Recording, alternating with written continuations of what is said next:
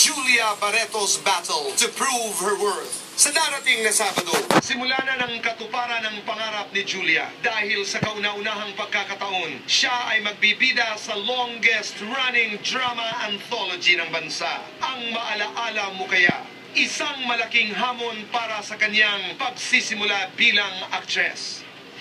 Nabuhay kami ng maayos nang wala ka.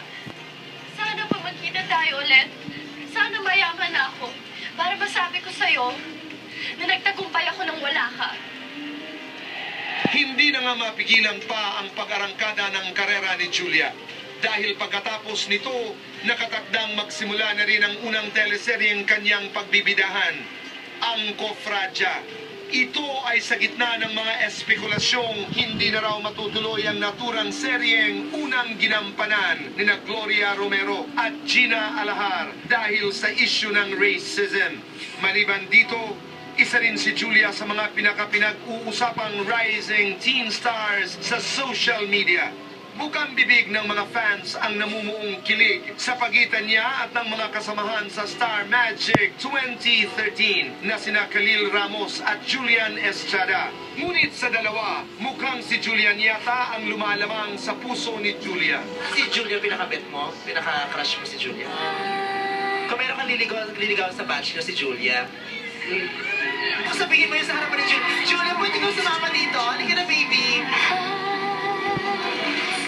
Crush ka daw ni Julia. Pag meron daw siya liligaw sa batch niya, ikaw daw.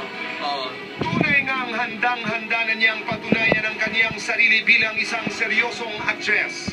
Ngunit handa na rin kaya niyang buksan ang nilalaman ng kaniyang puso.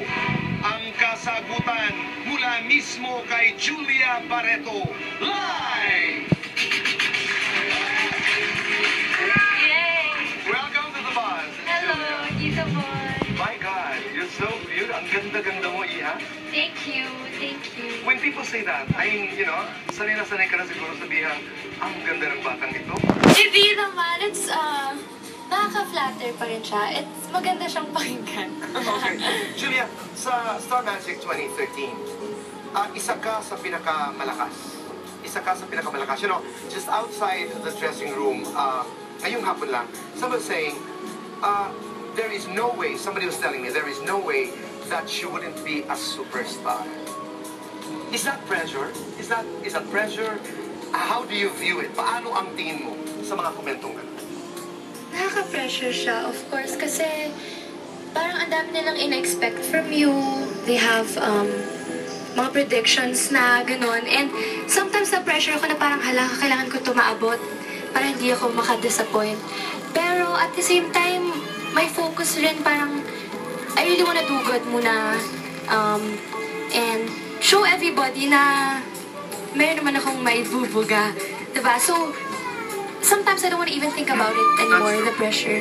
Julia, how much do you want? So much, Tito Boy, hindi ko